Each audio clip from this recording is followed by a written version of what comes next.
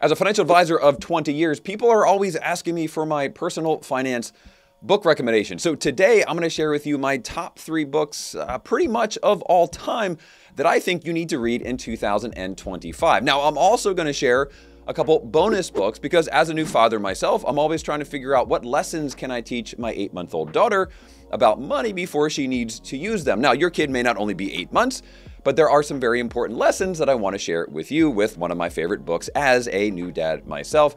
I also reached out to our chief investment officer, Tom Graff, to get his #1 pick for his favorite investing book for 2025, and I will share that with you at the very end. So let's dive in. Now, I am not just a financial planner, I am also a behavioral finance expert. So can you guess what my first book is going to be? Well, that's probably pretty hard, but here is arguably my #1 book. It's The Psychology of Money by Morgan Housel. And you might be thinking, what in the world does psychology have to do with money?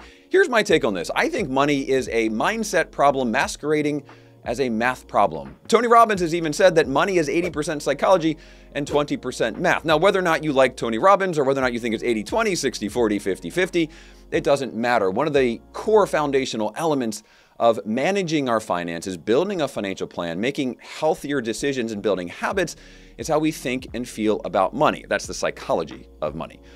Because at the end of the day, the things that are driving our decisions, it's a pretty messy cocktail of the beliefs, values, attitudes, and biases that we all carry around money. Understanding our psychology, how we think and feel, can help us make healthier decisions. Now, don't worry, this isn't some academic tome by Morgan Housel. He does a magical job making it readable, and actually quite fun. So that's my #1 book when it comes to money.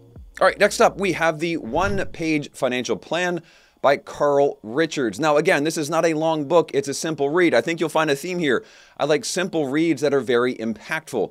Carl Richards talks about the importance of a one-page plan. Now, this is not an incredibly technical read where it's going to tell you everything you need to know about investing and savings and debt, and you name it.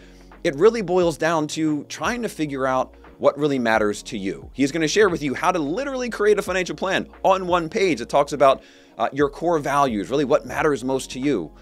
The things you want to achieve, the financial goals, and then ultimately the simple strategies that you can implement to make it possible. I'm a big believer in what I call the 3 I's of money: incremental, imperfect, and implementable.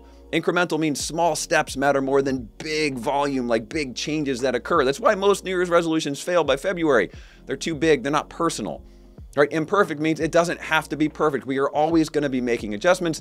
And implementable means we can take action on it. That is what Carl Richards nails in this book, and I think you'll find it a great read. And now for my 3rd and final book recommendation before the bonus round is The Little Black Book of Common Sense Investing by John Bogle, none other than the founder of Vanguard, if you're familiar with Vanguard and their passive or index approach to investing. So you'll see this, right? I started with psychology or mindset, then I went to building a plan, and then I went to investing because your investing needs to follow your financial plan. It should not be the other way around. Now, this is very much sort of my core ethos when it comes to investing, is that you can't beat the market, you can't time the market, so you should invest broadly, diversify, keep your fees as low as possible, manage your taxes, keep them as low as possible as well, because it's not just how much you make, it's how much you keep that ultimately matters. So John Bogle, in The Little Black Book of Common Sense Investing, will tell you how to think differently about investing and how you can create simple, actionable investment plans for yourself that support your plan and ultimately the life you want to live.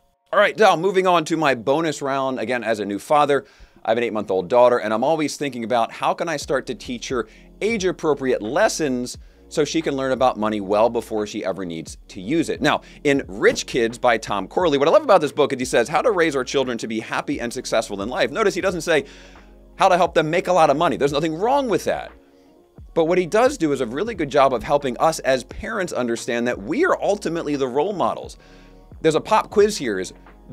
Most of the beliefs, attitudes, and values we have around money are established by what age? Think about it for a second. The answer is 7. That's right, 7. So by the time we're young kids, a lot of the beliefs and values and biases, we're picking them up from our environment, from our parents, that's you and me. And so we are role models. But then he goes in to talk about specific things that we can do to teach our kids healthier habits and how to think differently about money and how to use it well or more intentionally in our lives. All right, and my second bonus book, if you want to take a deeper dive into investing, think of the Little Black Book of Common Sense Investing as sort of Investing 101, but a really good foundational read. And again, I still use it every single day, at least the principles in it. But this is a recommendation from our Chief Investment Officer, Tom Graff. It is A Random Walk Down Wall Street by Burton, I think it's Malkiel. I apologize if I am butchering that last name. Now again, this is a little longer read than the Little Black Book of Common Sense Investing, but if you want to go a little deeper and really understand sort of the nuances of investing, how to think about it, get some historical research around this, some of the, I guess, the market comparisons. But by the way, you'll find that he ultimately comes out and says index investing, passive investing, not trying to time the market, beat the market, is the best way to achieve financial success long term. It may not lead to the highest return, but it will help you achieve your goals, at least position you in a better way to achieve your goals. And it all comes down to investing broadly, diversifying, keeping fees and taxes low, and more importantly, aligning your investment strategy with your financial plan and the life you want to live. So go check it out. So there you have it, my 3 favorite personal finance book recommendations with a couple of bonus round books as well. If you found this information helpful, like and subscribe, and stay tuned for more great information from myself and our team here at Facet.